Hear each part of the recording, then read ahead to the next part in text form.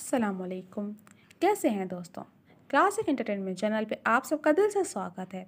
ایک ایسا چینل جس پہ آپ کو پڑھنے کو ملتے ہیں بہت ہی مزیدار، چٹخارے دار، سسپینس اور نوک جھوک سے بھرپور ناول کی ایک ایسی دنیا جہاں آپ تجسس میں مبتلا ہو کر ناول کی اگلی قصہ کرتے ہیں شدت سے انتظار۔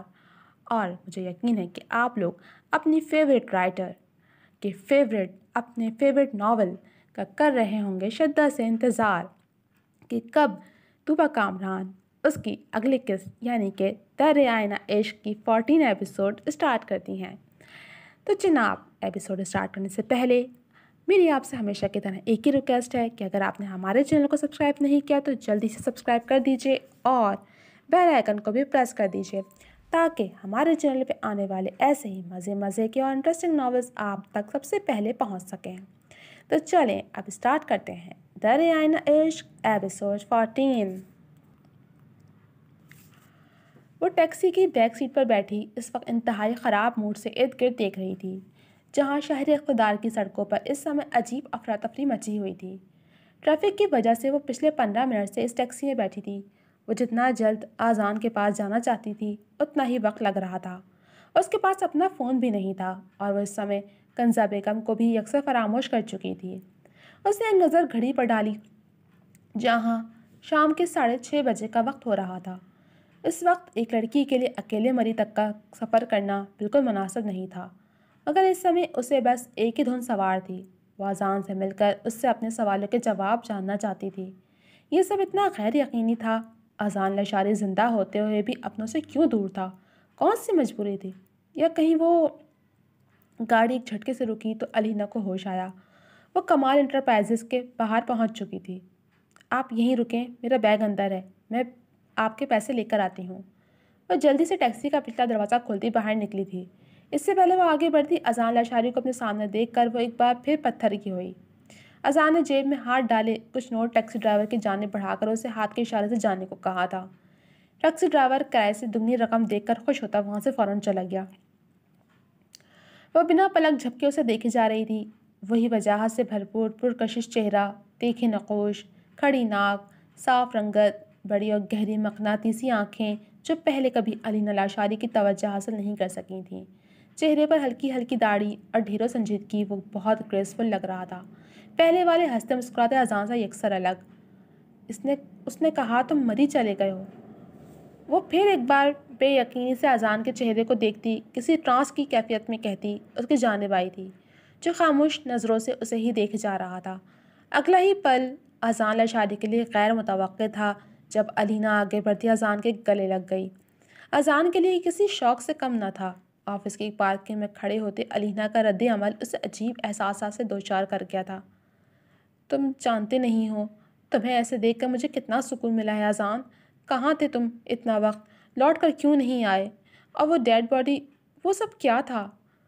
اس کے سینے پر سر ٹکایا اپنے بازو اس کے گرد باندھے علینا اس سے سوال پوچھے جا رہی تھی جبکہ مقابل سخت تاثرات اور بھینچی ہوئی مٹھیوں سے خود پر ضبط کے پہرے بٹھاتے ہوئے اسے ایک جھٹکے سے خود سے الگ کر گیا۔ تم یہاں کیوں آئی ہو؟ ہاسپٹل ہونا چاہیے تھا تمہیں۔ اس کے سوالوں کو فراموش کیے وہ اپنی بات کہنے لگا تو علینا کو اسے خود سے دور کرنا بالکل پسند نہیں آیا تھا۔ میں جہاں ہوں مجھے وہیں ہونا چاہیے تھا، مگر تم یہاں کیوں ہو؟ تمہیں یہاں تو نہیں ہونا چاہیے تھا۔ علینا نے جواب کے ساتھ ماتھے پر بل ڈالے اذان سے ایک اور سوال کیا۔ اس کی بے یقین نظریں اذان کا رویہ سمجھ نہیں پا رہی تھیں۔ ہاں، شاید مجھے تو کسی قبر میں ہونا چاہیے تھا، بہرحال جہاں ابھی تک میں پہنچا نہیں ہوں۔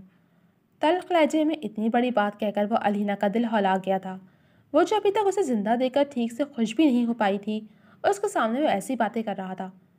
کیسی باتیں کر رہے ہو اذان؟ تمہیں گھر ہونا چاہیے تھا، نہ کہ یہاں ان انجان لوگوں میں۔ خیر چلو ہم گھر چلتے ہیں، بابا تمہیں دیکھ کر کتنا خوش ہوں گے۔ علینا نے آگے بڑھ کر اذان کا بازو تھام کر اپنے ساتھ چلنے کا کہا تھا مگر اذان اپنی جگہ سے ہلا تک نہیں۔ کیا ہوا؟ علینا نے ماتھے پر بل ڈالے سوالیہ نظروں سے اسے دیکھا تھا۔ کچھ بھی نہیں ہوا علینا، میرا پیچھا چھوڑ دو، تمہیں اس وقت ہاسپٹل میں ہونا چاہیے تھا نہ کہ یہاں۔ وہ علینا کے رد عمل سے پریشان ہوتا اسے خود سے دور کرنے کی ہر ممکن کوشش کر رہا تھا۔ وہ کچھ دیر خاموشی سے اس کو دیکھتی رہی۔ ٹھیک ہے چلو ہم ہاسپٹل چلتے ہیں۔ سر اس بات میں ہلا کر کہتی اور پھر سے اس کی جانب آئی تھی۔ مجھے وہاں چھوڑ کر تم آئے تھے، اب لے کر بھی تم جاؤ گے؟ اپنے ازلی حکمیہ انداز میں کہتی وہ اذان کو حیران کر گئی۔ اس کے لیے اس وقت فقط اذان کا اس کے سامنے ہونا معنی رکھتا تھا، پھر چاہے وہ کہیں بھی ہو۔ میں ایسا کیوں کروں گا الینا؟ اذان نے طنزیہ انداز میں ہنس کر پوچھا تھا۔ تم میرے ساتھ ایسے کیوں بہیو کر رہے ہو اذان؟ تم خفا ہو کسی بات پر تو کہو مجھ سے۔ الینا پھر سے اس کا ہاتھ تھامتے ہوئے پوچھنے لگی تھی۔ اس کے بدلے بدلے انداز اذان کو حیران کر رہے تھے۔ وہ پہلے والا اذان ہوتا تو یقیناً ابھی الینا کی جانب سے اتنی پرواہ و فکر و خوشی سے جھوم اٹھتا، مگر وہ خود بدل گیا تھا۔ اسے اب ان باتوں سے فرق نہیں پڑتا تھا، یا وہ ایسا دعویٰ کرتا تھا کیونکہ دماغ خراب ہو گیا ہے میرا الینا لاشاری۔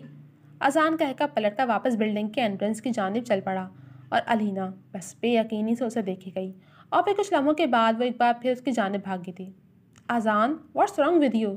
مجھے اگنور کیوں کر رہے ہو؟ مجھے کچھ سمجھ نہیں آ رہا، میرا دماغ کام نہیں کر رہا، ایٹ لیسٹ مجھے کچھ تو بتاؤ۔ اس کے راستے میں حائل ہوتے ہوئے الینا نے پھر سے استفسار کیا تھا۔ میرے پاس کہنے اور بتانے کے لیے کچھ نہیں ہے، ہٹو سامنے سے، اور یہاں آفس میں مزید کوئی تماشا کرنے کی ضرورت نہیں ہے، اذان نے کھولتے ہوئے لہجے میں کہا تھا۔ تماشا؟ سیریسلی اذان؟ How could you be so careless؟ وہاں ہم سب تمہارے جانے کے دکھ میں تڑپ رہے ہیں، اور یہاں تم آرام سکون سے ایک نئی پہچان کے ساتھ زندگی جی رہے ہو، اور جب میں تم سے سوال پوچھ رہی ہوں تو وہ تماشا ہے۔ الینا نے سر نفی میں ہلاتے ہوئے عجیب سے انداز میں کہا تھا۔ کون کتنا تڑپ سکتا ہے میرے لیے وہ تو میں بہت اچھے سے جانتا ہوں الینا، ایٹ لیسٹ تم پر ایسی باتیں سوٹ نہیں کرتی۔ طنزیہ مسکراہٹ کے ساتھ کہتا وہ سر جھٹک گیا تو الینا کو سمجھ آئی کہ وہ کبھی اس کے دل کی بدلتی حالت کو نہیں سمجھے گا، کیونکہ تمام عمر ہی تو الینا لاشاری نے اس سے بیزارگی کا اظہار کیا ہے، اور اب اچانک سے اس کی یہ فکر، یہ پرواہ اس کے لیے ناقابل یقینی ہو سکتی ہے۔ اوکے ٹھیک ہے، میں نہیں، پر بابا تو تڑپ رہے ہیں نا تمہارے لیے، ٹوٹ گئے ہیں وہ تمہارے دور ہونے سے۔ الینا نے کچھ توقف کے بعد کہا تو اذان خاموش نظروں سے اسے دیکھے گیا۔ بابا کے لیے گھر چلو اذان۔ الینا نے ایک بار پھر اس کا ہاتھ تھامنے کی کوشش کی تھی، جسے اذان نے جھٹک دیا۔ مجھے جو کرنا ہوا وہ میں کر لوں گا، تمہیں میرے معاملات میں پریشان ہونے کی ضرورت نہیں ہے۔ تلخ لہجے میں کہتا وہ اپنی شعلہ بار آنکھیں الینا کے چہرے پر گاڑ کیا تھا۔ اذان؟ الینا کی بات منہ ہی منہ میں تھی جب اندر سے آتی ادیرہ اذان کی جانب آئی تھی۔ ماموں کی کال ہے، تم سے بات کرنا چاہتے ہیں۔ ادیرہ نے اندر کی جانب اشارہ کرتے اسے اندر بھیجنے کی نیت سے کہا تو وہ بنا الینا کی جانب پلٹے اندر کی جانب پڑ گیا، جبکہ الینا خاموش نظروں سے اسے اور ادیرہ کو دیکھتی رہی، اور پھر آہستہ آہستہ چلتی اس کے سامنے آئی تھی۔ وہ آہن نہیں ہے، الینا نے گہری نظروں سے ادیرہ کو دیکھتے ہوئے کہا۔ دنیا کی نظر میں ہے، ادیرہ نے سنجیدہ تاثرات کے ساتھ جواب دیا۔ اور آپ کی نظر میں؟ الینا کے سوال نے ادیرہ کو حیران کیا تھا۔ ہم اندر چل کر بات کرتے ہیں، تمہاری طبیعت ٹھیک نہیں ہے، ادیرہ نے سمجھتے ہوئے کہا تو الینا بس نافہم نظروں سے اسے دیکھے جا رہی تھی۔ وہ ادیرہ کے ہمراہ اندر آئی تو ادیرہ اسے لیے اس کے کیبن میں آ گئی، مگر وہ مسلسل اذان کے پاس جانے کی ضد کر رہی تھی۔ الینا کو اس وقت ادیرہ کا وجود بھی گراں گزرنے لگا تھا، کیونکہ اذان آہن بن کر رہ رہا تھا اور ادیرہ آہن کی منگیتر تھی۔ اذان کے ساتھ کسی کا تصور بھی الینا کے لیے ناقابل قبول تھا۔ آپ مجھے میرے اذان سے ملنے سے نہیں روک سکتے، وہ اذان لاشاری ہے، آپ کا آہن نہیں، الینا نے بنا کسی مروت کے قدر بلند آواز میں کہا تھا۔ میں تمہیں اس سے ملنے سے نہیں روک رہی، مگر فی الوقت تم اس سے نہیں مل سکتے، ادیرہ نے خود پر ضبط کرتے ہوئے سنجیدگی سے جواب دیا تھا۔ کیوں؟ اور آپ لوگ ہوتے کون ہیں مجھ پر پابندیاں لگانے والے، یا مجھے اذان سے دور کرنے والے؟ الینا ایک بار پھر ہتے سے اکھڑ گئی تھی۔ ہم تم پر پابندیاں نہیں لگا رہے الینا، مگر وہ خود فی الحال تم سے ملنا نہیں چاہتا۔ کیا اور کیوں کے جواب ہمارے پاس بھی نہیں ہے، اس لیے ہم سے الجھنے سے بہتر ہے کہ تم اس سے بات کرنے کا کوئی ایسا حل نکالو کہ وہ آرام سے تمہاری بات سن سکے۔ اب کی بار ادیرہ نے قدر سخت اور جتلاتے لہجے میں کہا تھا۔ جواب آپ کے پاس نہیں ہے؟ سیریسلی؟ پچھلے 2 سالوں سے وہ یہاں اپنے گھر سے دور آپ لوگوں کے ساتھ ہے، اور آپ کہتی ہیں کہ آپ کے پاس جواب نہیں ہے؟ Do you think I am a child جو آپ کی ان باتوں پر یقین کر لوں گی؟ الینا نے طنزیہ مسکراہٹ چہرے پر سجائے سر جھٹک کر کہا تھا۔ یقین کرنا نہ کرنا تمہارا مسئلہ ہے الینا لاشاری، میرا نہیں، مجھے جو علم تھا وہ میں نے کہہ دیا، ادیرہ نے درستگی سے کہتے الینا کو اس کے لہجے کا احساس کروانا چاہا تھا۔ لک علینا، میں تمہاری حیرت سمجھ سکتی ہوں۔ اب کی بار عدیرہ نے صلح جو انداز میں کہنا چاہا۔ آپ نہیں سمجھ سکتی۔ علینا نے ایک بار پھر اس کی بات کاٹتے ہوئے ایک تیز نگاہ اس پر ڈالی۔ اوکے فائن، میں تمہیں نہیں سمجھ سکتی، عدیرہ نے کندھے اچکاتے ہاتھ جھلاتے ہوئے کہا۔ وہ علینا سے مزید بحث کرنے کے موڈ میں نہیں تھی، مگر مجھے سمجھنا ہے کہ آپ لوگ چاہتے کیا ہیں، کیوں یہاں سب اسے آہن کہتے ہیں؟ علینا نے ایک اور سوال کیا تھا۔ اس کا جواب اسی سے لے لینا، کیونکہ اس سلسلے میں میری خاموشی بہتر ہے، عدیرہ نے اکتائے ہوئے لہجے میں کہا۔ علینا کچھ بولتی اس سے قبل ہی کیبن کا دروازہ کھولتا اذان اندر داخل ہوا تھا۔ علینا، یہ تمہارا گھر نہیں ہے اور نہ ہی یہاں کے لوگ تمہارے ملازم ہیں کہ تم یوں حکمیہ انداز میں سب سے بات کرو۔ اذان نے کھولتے لہجے میں علینا کے لہجے پر چوٹ کرتے ہوئے علینا کو حیران کیا تھا۔ مجھے یہاں کسی سے مطلب نہیں ہے، مجھے صرف تم سے مطلب ہے، اور مجھے میرے سوالوں کے کوئی جواب نہیں ہے میرے پاس سوائے اس کے کہ میں تمہیں جواب دے نہیں ہوں۔ اذان کی بات پر علینا ایک پل کو بے زبان ہوئی تھی۔ وہ ایسا کیوں کر رہا تھا وہ سمجھ نہیں پائی تھی۔ یہ رہا فون جس پر تمہارے اپنوں کی لاتعداد کالز آ چکی ہیں۔ تمہاری کنزا پھپھو متعدد بار کالز کر چکی ہیں جن پر ذمہ داری بن کر عائد ہوتے ہیں علینا لاشاری۔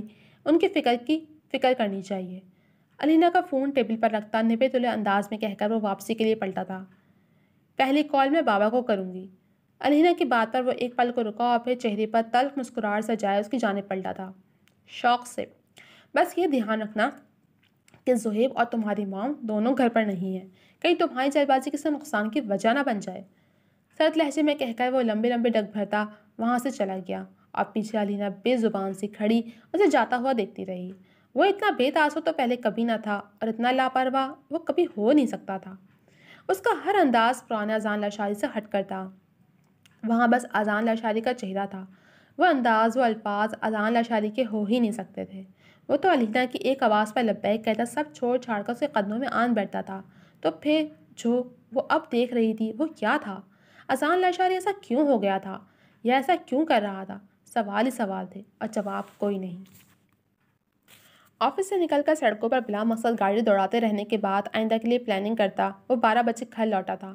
اندر قدم رکھتے ہی ٹھٹک کر رک گیا جہاں سامنے ہی لاؤنج کے صوفے پر علینا لاشاری صوفے کے پوسٹ سے ٹیک لگائے نیند میں ڈوبی ارد گرد سے بے نیاز تھی۔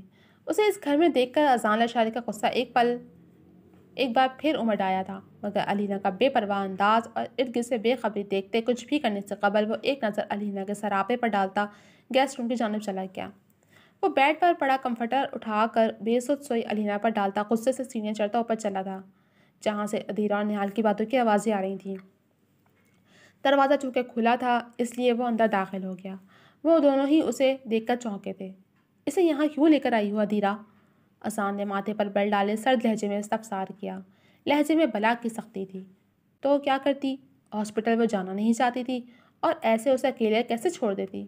مری بھی نہیں جا سکتی تھی، اور پھر میں نے کنزا آنٹی کو وعدہ کیا تھا کہ علینا کا خیال رکھوں گی۔ عدیرہ نے بیٹھے بیٹھے مصروف سے انداز میں جواب دیا۔ نہال خاموشی سے ان دونوں میں نظر دوڑا رہا تھا۔ اسٹاپ بینگ ہر موم، وہ اپنے کی خود ذمہ دار ہے۔ ہاسپٹل سے خود اٹھ کر آئی تھی نا، اذان نے سخت انداز میں کہا۔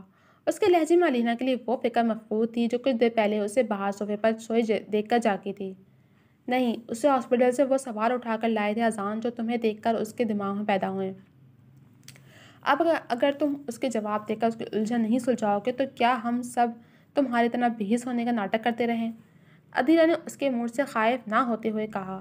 عدیرہ کی بات پر اذان لاجواب سا ہوا تھا۔ وہ یہاں نہیں آنا چاہتی تھی، میں زبردستی لائی ہوں اسے یہاں۔ اس کی طبیعت پھر سے بگڑ گئی تھی، عدیرہ نے مزید بتایا تھا۔ تو جب لائی تھی تو گیسٹ روم میں بھجوا دیتی، یوں لاؤنج کے صوفے پر؟ اذان نے کہتے کہتے بات ادھوری چھوڑ دی تھی۔ میں کمرہ دیکھنے ہی گئی تھی، واپس آئی تو وہ سو چکی تھی، اس لیے اسے ڈسٹرب کرنا مناسب نہیں سمجھا، کیونکہ وہ جاگ جاتی تو تمہارے بارے میں پوچھتی۔ خیر اب اسے گیسٹ روم تک پہنچا دینا، رات بھر ایسے صوفے پر تو نہیں گزار سکتی۔ جواب دیتے عدیرہ نے اسے مشورہ دیا تھا، اس پر اذان کا دماغ پھر سے گھوما تھا۔ میں کیوں؟ اسے یہاں تم لائی ہو، اس کے کنزا پھپھو کو وعدہ بھی تم ہی دیتی رہی ہو، تو یہ نیک کام بھی خود ہی کر لو۔ وہ تب کا کہتا واپسی کے لیے پلٹا تھا جب سامنے سے کمال خان کوئی فائل اٹھائے اندر آئے تھے۔ کیا ہو گیا ہے ینگ مین؟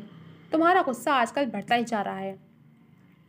کمال خان جو آج ہی آرس کی زبانی علینا کے متعلق سن کر مری سے آئے تھے، اس وقت کوئی فائل اٹھائے نہال سے بات کرنا چاہتے تھے۔ جی کچھ نہیں، اذان نے سنجیدہ مگر نرم لہجے میں کہا تھا۔ پرسکون رہو بیٹا، ہر بات پر غصہ کرنا مسائل کا حل نہیں ہے۔ اذان کے کندھے پر ہاتھ رکھ کے وہ اسے ٹھنڈا کرنے کی کوشش کر رہے تھے۔ جی، وہ سر ہلا کر رہ گیا۔ کمال خان کے سامنے وہ زیادہ بحث نہیں کرنا چاہتا تھا، کیونکہ اگر وہ کرتا تو کمال خان اس سے اس کے غصے اور نفرت کی وجہ جاننا چاہتے، جو وہ کسی سے کہنے کا متحمل نہیں تھا۔ جاؤ آرام کرو اور جاتے ہو اس بچی کو کمرے میں پہنچا دینا۔ میں خود کہہ دیتا مگر میرا اسے سوتے سے جگانا مناسب نہیں۔ تمہاری الگ بات ہے، تم اس کی فیملی ہو۔ اذان سے کہہ کر انہوں نے اسے کوئی اعتراض کرنے کے لائق نہیں چھوڑا تھا۔ نہال نے اذان کے تاثرات کو دیکھتے مسکراہٹ ضبط کی تھی، جو سر جھٹک کر باہر چلا گیا۔ سیڑھیاں اترتا وہ صوفے پر بے سود سوئی علینا تک آیا اور پرسوچ نظروں سے اسے دیکھے گیا۔ وہ اسی کشمکش میں تھا کہ آیا اسے نیند سے بیدار کرے یا نہیں، کیونکہ علینا لاشاری کی نیند کتنی گہری ہے وہ بخوبی جانتا تھا، اور کچی نیند سے اٹھ کر وہ کتنی چڑچڑی ہو جاتی تھی یہ بھی اس کے علم میں تھا، اور سب سے بڑھ کر وہ اسے اٹھا کر فی الوقت اس سے کسی بحث و تکرار یا اس کے کسی سوال کا جواب دینے کے موڈ میں نہیں تھا۔ کچھ سوچ کر وہ آگے بڑھا اور گہری نیند سوئی علینا کے وجود پر پڑا کمفرٹر ہٹا کر اسے اپنی مضبوط بازوؤں میں اٹھاتا گیس روم کی جانب بڑھ گیا تھا۔ علینا ادھیرا کے بے حد اصرار اور کنزا بیگم کے کہنے پر اس کے ساتھ آئی تھی، اور دوسری وجہ اذان کی اس گھر میں موجودگی تھی، مگر یہاں اگر اذان کے موجود نہ ہونے پر اسے مایوسی ہوئی تھی۔ ادھیرا اسے لاؤنج میں بٹھا کر اندر گئی تھی، اسے وہاں ہونا بہت عجیب لگا تھا، مگر صرف اور صرف اذان لاشاری کے پاس ہونے کے لیے وہ یہاں آنے کو رضامند ہوئی تھی، جو خود نہ جانے کہاں تھا۔ طبیعت خرابی کے باعث علینا نے آرام دہ حالت میں بیٹھتے صوفے کی پشت سر ٹکا کر آنکھیں مون لیں اور آج ہونے والے واقعات کو سوچنے لگی تھی۔ کب اس کی آنکھ لگی اسے اندازہ نہیں ہوا تھا۔ جی تو جناب، کیسی لگی آپ کو یہ ایپیسوڈ؟ کیا ہوگا آگے؟ کیا علینا کو اپنے سوالوں کے جوابات مل جائیں گے، یا ابھی بھی اذان اسے کے سوالوں کے ساتھ ٹھکراتا رہے گا؟ آخر اذان کے ساتھ ایسا کیا ہوا جو اتنا بدل گیا؟ اس کے جواب تو ہم کو اگلی اقساط میں ملیں گے، تو جڑے رہیے میرے ساتھ۔ جب ملوں گی آپ سے اگلی قسط کے ساتھ، تب تک کے لیے اللہ حافظ۔